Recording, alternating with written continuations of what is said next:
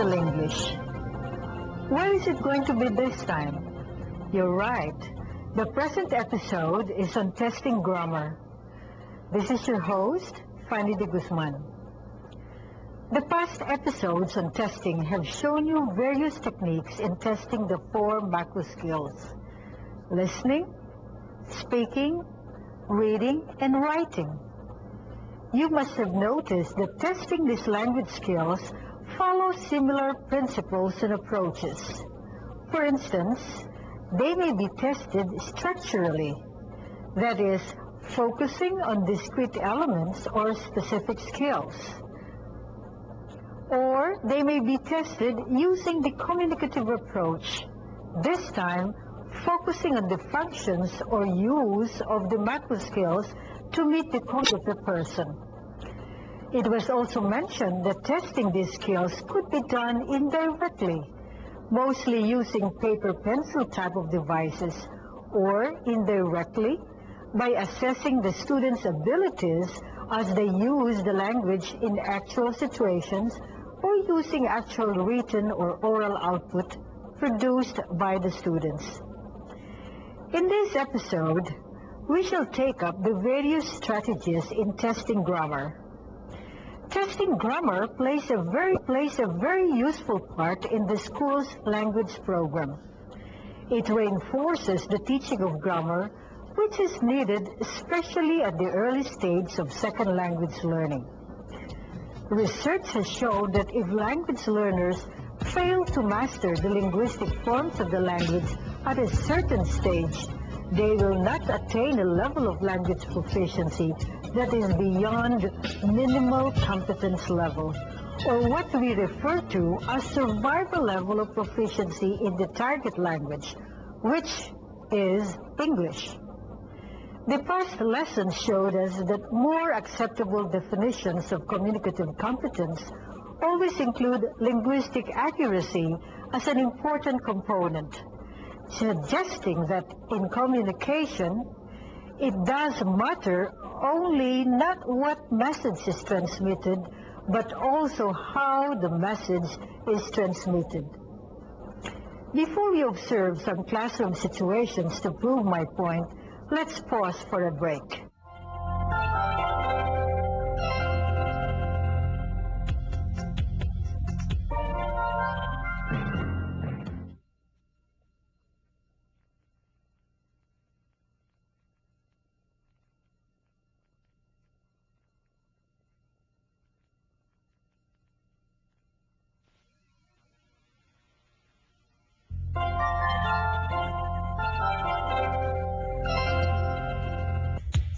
Welcome back. Let us observe these classroom situations. Here's the first one.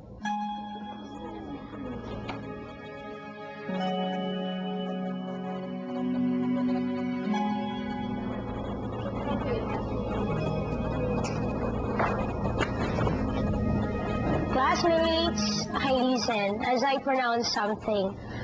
We meet tomorrow at 4 o'clock. Be sure you brought your assignments to finish, okay?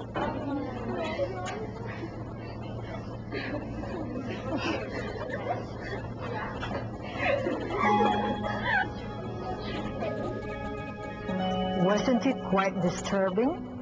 A bit. Especially if the student is already in high school.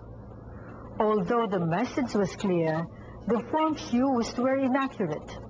As you saw, the errors in form elicited some negative reactions from the listeners. Let's change the situation.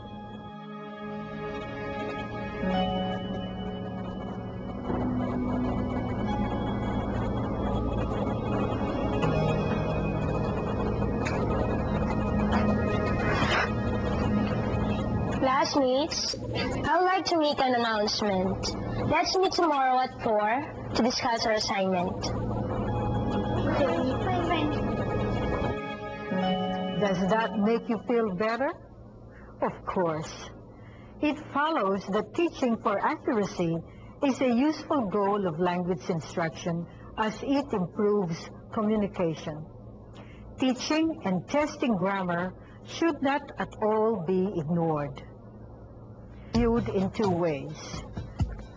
First is the structural view, that is testing one's awareness of the grammatical features or the structures of the language. The grammar test then calls for the student's ability to manipulate the language structures, be it on a phonological level, morphological, lexical, or syntactic level. This is how most of the standardized or teacher-made grammar tests we see have been constructed. They are done by requiring either of the two testing formats, recognition or production of the correct forms of a language in sentences. Thus, it can be said that a traditional grammar assesses one's ability to recognize or produce the correct forms of a language. This is also referred to as language usage. The focus or the goal is always on the accuracy or the well-formedness of the language structures and not on textual meaning. Quite often, the structures are presented using decontextualized items. That is, the target grammatical features are tested using isolated sentences. Here is an example of the contextualized items. Directions. Choose the correct word or words that will complete each sentence. Number 1. How blank money do you have? A lot. B, much of. C, much. D, many. Number 2. There are blank students in the social hall. A, much. B, much of. C, many. D, many of. Notice the test directions in this test. They call for the correct word that should go into its blank. This is clear that they are after correctness of form. Observe also the stem of the items. The incomplete sentences are not at all related to each other. Each item is independent of the other. This is what I mean when I say that the items are decontextualized. They do not form a cohesive text. The communicative view in testing grammar considers grammatical competence as going beyond well-formedness of structures in sentences.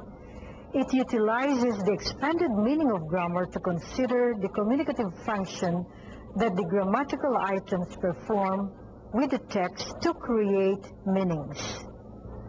It will follow then that the context in which the target grammatical forms will appear is in a discourse or text. This, by the way, is on a higher level of analysis. Grammatical accuracy is not the goal per se, but is seen as being an integral part of communication. As such, testing grammar calls for the student's ability to complete a communicative task in a given context using the appropriate language codes. The task does not focus solely on forms, but on being able to use the appropriate forms to convey meaning. This is also known as task-based approach to grammar testing. Let me show you an example of a communicative task for testing grammar. Situation. You are the news editor of your school paper. One of the students has sent you a news article for publication, and the article is not well written. Task. Without changing the ideas, rewrite the article on the answer sheet provided so it will be well written when it appears on your school paper. Notice how different this is from the first example. Instead of isolated sentences that the students have to complete, you see a task which the students have to perform. In a short while, we shall try to illustrate further these two approaches in testing grammar. Don't go away.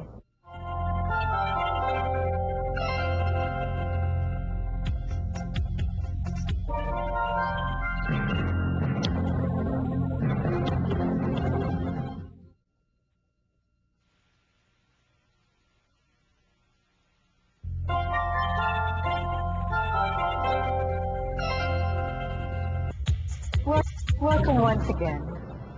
How do we go about constructing items following the two approaches in grammar testing? Let's take the first one that focuses mainly on the accuracy of structures.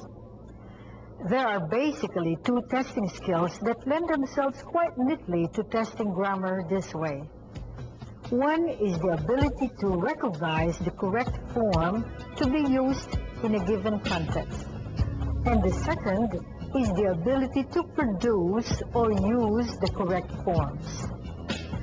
Ability to recognize the correct form may be tested using the traditional selected response formats, particularly the binary choice or the multiple choice formats. Multiple choice as a testing format is quite useful for items requiring manipulation of grammatical codes. Let's see again the item given earlier. Watch closely this item. The recognition of money as a mass noun should make the student select the quantifier much as the correct answer. There are times when an item writer arranges a multiple choice item of this type this way. Watch this.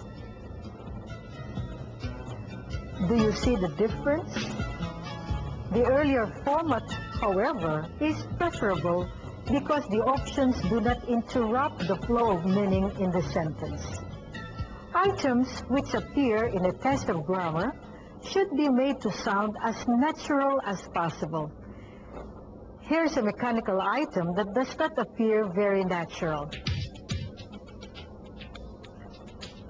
This pencil belongs to Emma. It is blank. A, Emma's pencil. B, the pencil of Emma. C, the pencils Emma. D, the pencil to Emma. It sounds a bit artificial, doesn't it? We can rewrite the item this way. This pencil belongs to Emma, but it's blank. A, her brother. B, her brother's. C, the pencil of her brother. D, the pencil to her brother. When you are constructing multiple choice grammar items that test correct usage, it is suggested that you use as options the actual errors which you see committed by your students. For example, use or hear this statement, "I suppose that you were not angry to me." You can use this as a good item material, like, "I do hope you weren't angry blank me." A, to, B, with, C, on, D, about. These are very common errors in using prepositions among students. Using these actual errors as distractors may direct their attention to them and consequently make them avoid such incorrect forms. Another technique using multiple choice format in testing grammar is error recognition.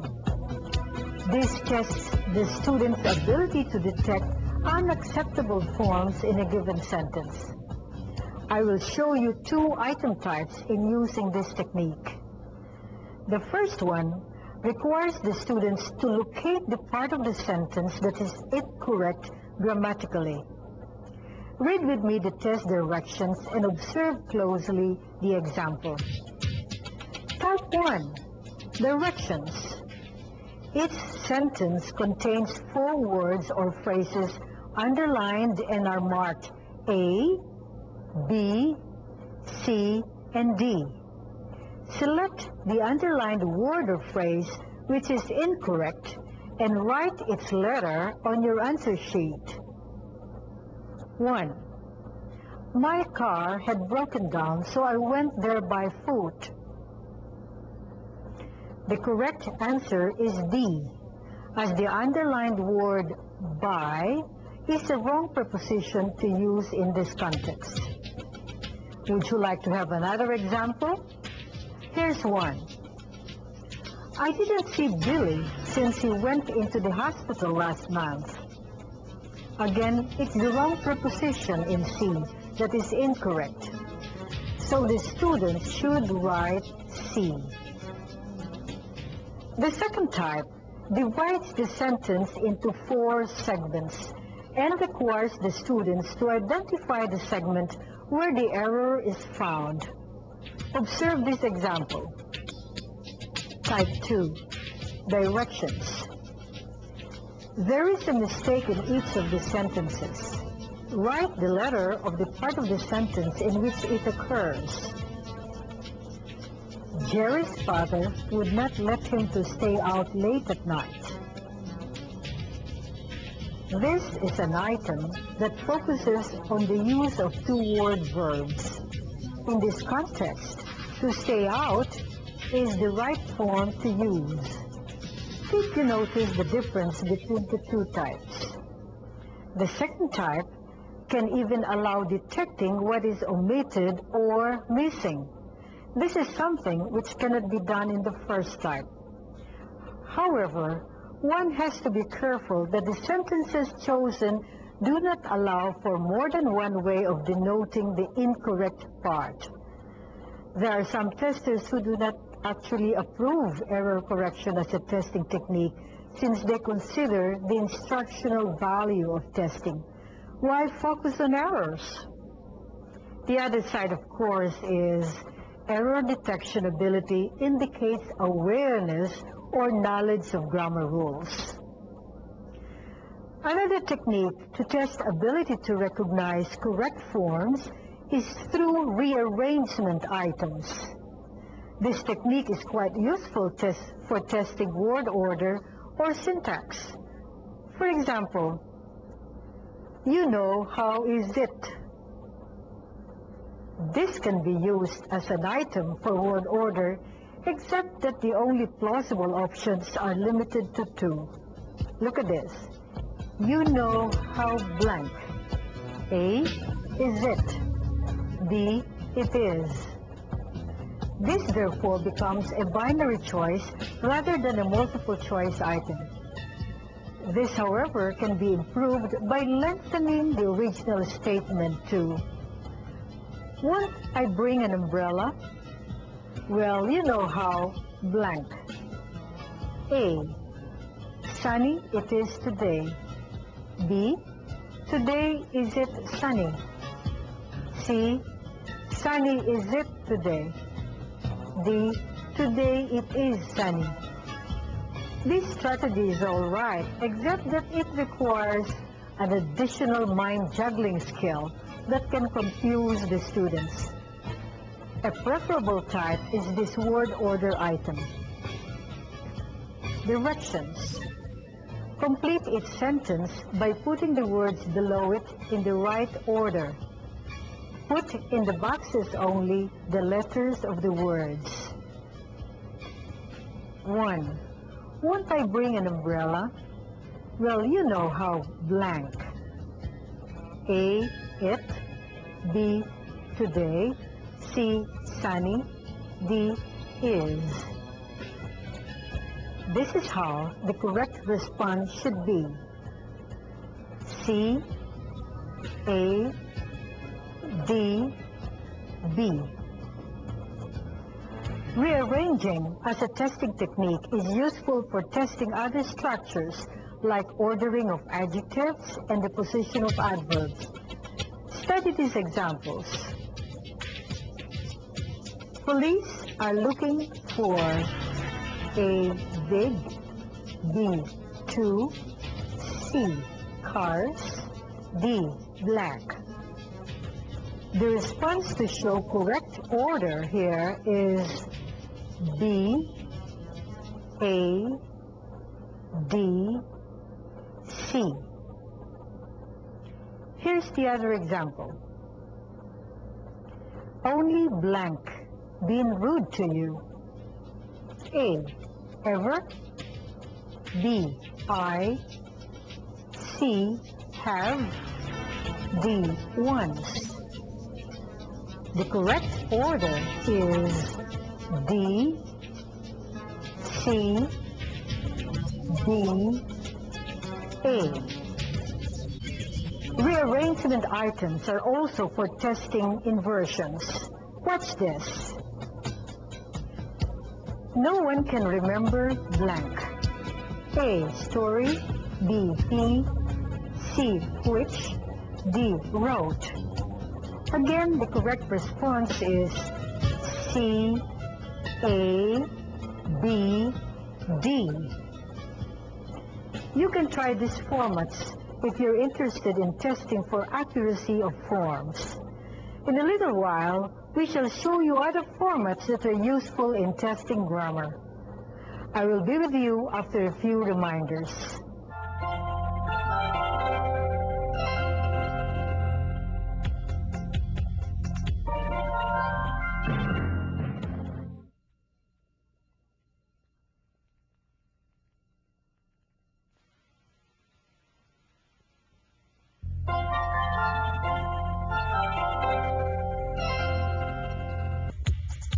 Welcome back. What you have seen in the preceding segment are testing formats for assessing the ability to recognize correct language forms or structures. This time, let's focus on production rather than simply recognition of forms. The most common item format used for this purpose is the completion type. When carefully constructed, completion items are quite useful in testing students' ability to produce acceptable and appropriate forms of language. The usual test directions go this way. Directions. Write the correct word or words in its blank. First, the old lady enjoys looking blank to her grandchildren playing. 2. I hope you're not angry, blank me. While it seems that completion items are easy to construct, you should be very careful in scoring them since it is possible for an item to accommodate more than one correct answer. Let me show you an example. Complete this sentence by writing the correct form of the verb inside the parentheses. He heard a loud noise as he blanked to go. Notice that this item could be answered in several ways. Both was preparing and prepared are acceptable. Language teachers, therefore, should be cautious in this type of item. One strategy to avoid this problem of ambiguity is by using a passage or a continuous prose instead of isolated sentences. The students are provided with all the context clues in order to provide the missing words. Here is a format to illustrate the use of a passage as item stimulus. The text stimulus for these items is a passage that contains 8 blanks. The students will figure out what words have been omitted and they will indicate their answers on the blanks provided at the right. In testing grammar, this type of item, which is integrated in approach, is preferred to using isolated sentences. Your TSM should provide you with more examples showing the use of prose passage as item stimulus for completion type of items. Aside from prose passage, completion of dialogues can also provide another alternative for testing the ability to manipulate language structures.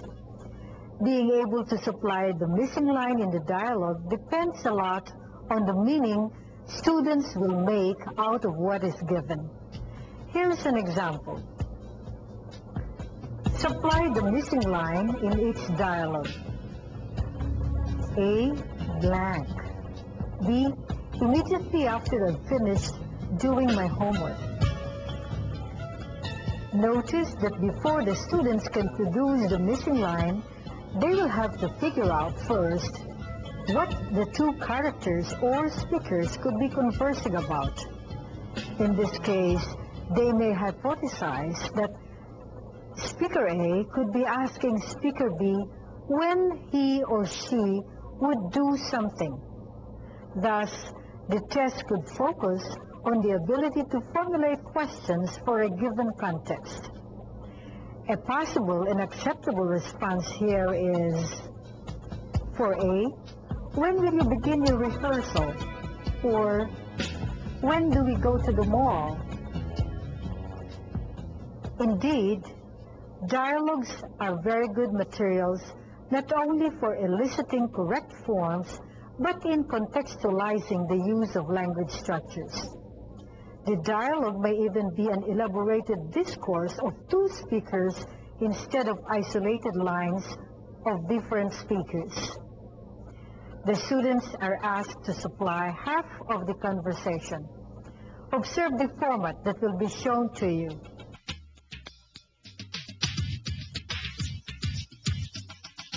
Notice that all the lines of Ella will have to be supplied by the students.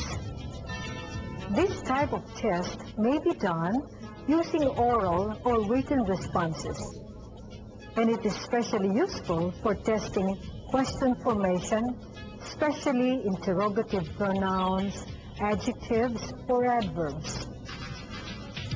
Another technique in making students produce the target elements of the language is through the use of transformation items. Transformation items, like the other types earlier presented, can also be based on actual errors made by students. This type requires the students to rewrite a given sentence without changing its meaning. Usually, the beginning of the sentence is given to serve as prompt. Observe these examples. Directions. Rewrite the following sentences in another way, beginning the new sentence with the words given. Do not change the meaning of the sentence. Number 1. In fine weather, I often go for a walk. When the weather blank. Number 2. The old lady likes to look at her grandchildren playing. The old lady enjoys blank. The items, as you can see, can easily elicit structures from the students. There are times when you can ask the students to change the sentence using selected words. Here is an example. The original sentence is, you are advised to check your answers carefully after each question. And advisable is the word to be used. The expected response here is, it is advisable that you check your answers carefully after each question. Again, be careful in checking these items, as more than one answer may be acceptable. For example, the item, I feel miserable even though I shouldn't, can be written in several ways, like, I know I shouldn't feel miserable, but I do.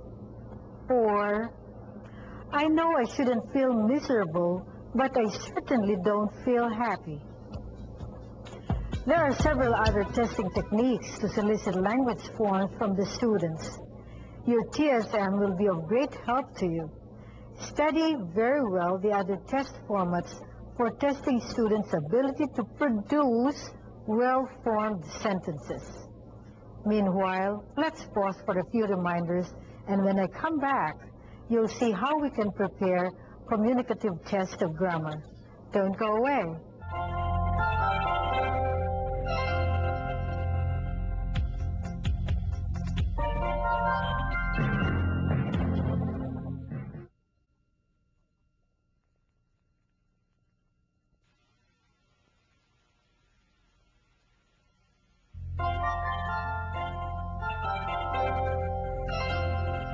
Hello again.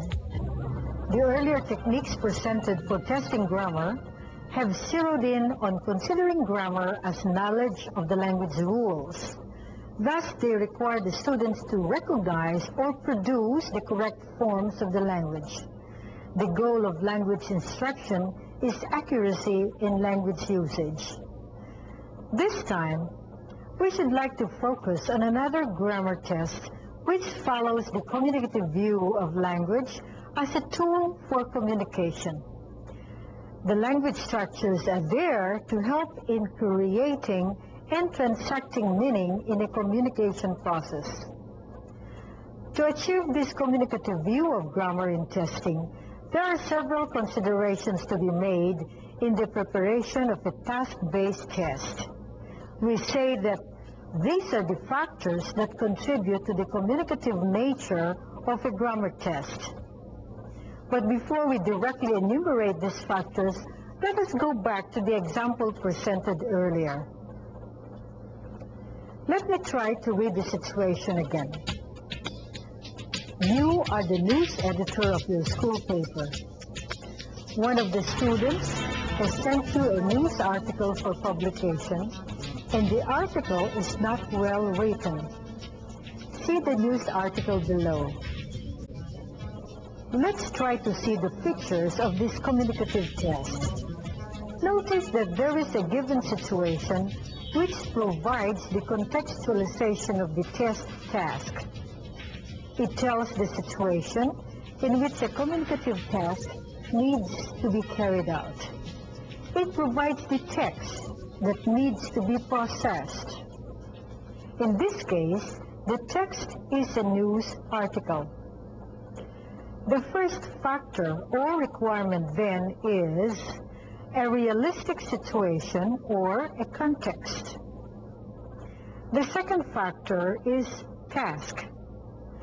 This is the instruction for the students to perform a communicative task. This identifies the purpose for the test activity. In this example, the test is to rewrite the news article so it will be well written for publication.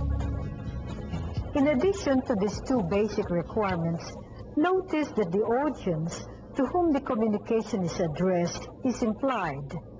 The news article is for the school paper, and the students are its target audience. What then does it entail to measure grammar communicatively? First, the contextualization of the test items. Isolated sentences have no place in communicative testing of grammar. Second, there must be a communicative purpose. Third, the instructions to the students should be to focus on meaning rather than on form. And lastly, the test takers have an opportunity to create their message. Production of a well-formed text is the bottom line of this task.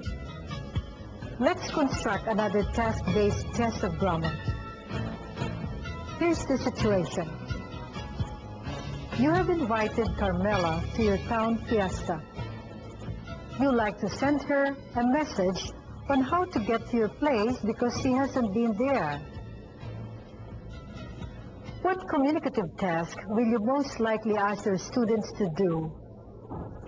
The situation suggests a communicative need, that is, how to let Carmela know how to reach your house.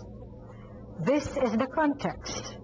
Now, what logical tasks will you assign your students to perform to meet the communicative need? Of course, to send Carmela a message or a set of instructions or directions on how she can come to your place. This is the tasks. Write a short note to Carmela, giving her clear directions on how to get to your place for the fiesta. In this test, it is implied that the audience is a friend or a classmate. The task calls for a language function, that is, to give directions, and the expected output is a written message. Let's try something that will be more interesting to students both at the elementary and secondary levels. We know very well how comic strips appeal to young readers. We can utilize this by using them for instruction and testing purposes. How do we go about this?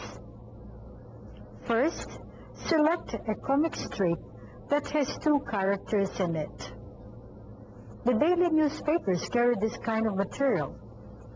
Here are some examples. Notice that there are only 2 characters in the frames. The facial expressions also suggest what is happening and what the characters are talking about. After a comic strip has been selected, remove the lines or erase the lines inside the bubbles. Either you erase only the lines of one character or you erase the lines of both characters. The bubbles will appear blank. See how they will look now. This one is only the lines of one character erased. This means the lines of the other character still provide additional context clues. Let's look at the second type. Here, all lines have been erased. It means the students are required to supply all the lines of the comic strip. The next step, of course, is for the students to supply the lines. As you can see, a comic strip as a visual aid in testing can be very useful. Between the 2 types, you have seen the second one allows for greater divergence in student output in terms of the language forms they may use, since no textual constraints are provided. The first type is more convergent, since they have to restore the original lines to fit the lines of the second character. Let's analyze this testing format again. What makes this communicative is the fact that it is highly contextualized. The visual format contributes obviously to what the context or the situation is. There is also a communicative task of restoring the missing lines of the speaker. To add an additional communicative flavor, this task can be for a writing contest with a winning entry being published in the school paper. This provides the purpose for writing the text. And for the last requirement of the course, the students will create or produce a text at the discourse level. It will make them use acceptable language forms to create meaning. As you can see, this is quite similar to a communicative test of writing. How this may differ is in how you will evaluate the output, or in this case, the written message. Since this is a test of communicative grammar, quality of communication or comprehensibility of the message is very important here.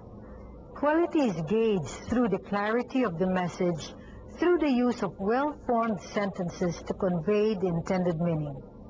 It is assumed that greater comprehensibility is attained if the sentences are appropriately or accurately written. It calls for appropriacy and accuracy of form.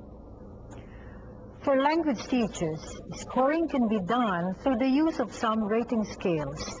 Here's an example of one on quality of communication. Quality of communication scale. 6 points.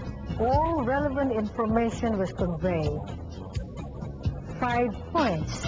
Most relevant information was conveyed. 4 points. A fair amount of relevant information was conveyed. 3 points. Some relevant information conveyed. 2 points. Very little relevant information was conveyed. 1 point. Virtually no relevant information was conveyed. If you're interested in focusing on the accuracy of structures, you may do so only After you have evaluated the meaning of the message, here's one scale you may use on grammaticality. 6 points. All statements are rendered correctly. 5 points. Most statements are rendered correctly. Only minor problems with structures. 4 points. Many correct statements, but with some problems with structures. 3 points. Some statements rendered correctly, but many structural problems remain. 2 points. Very few statements rendered correctly. And 1 point. No statements rendered correctly. You must have observed that the communicative approach to testing grammar has moved away from simply looking at grammar in terms of language forms per se to looking at grammar as central for effective and efficient communication. We'll review what we have learned today after this break. Stay tuned.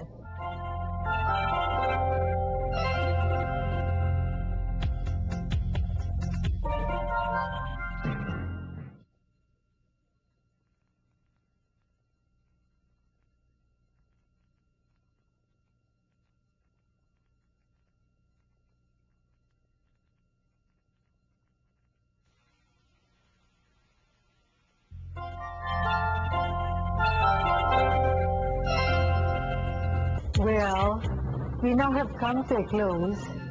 I hope this episode has brought you significant knowledge and insights in the testing of grammar. You have seen the two approaches, structural and communicative.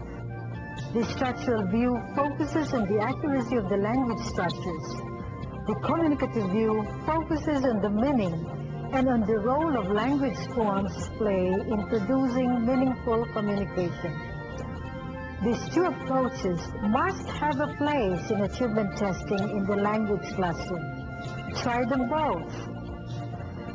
And this has been your host, Fanny de Guzman, saying goodbye for now and happy testing.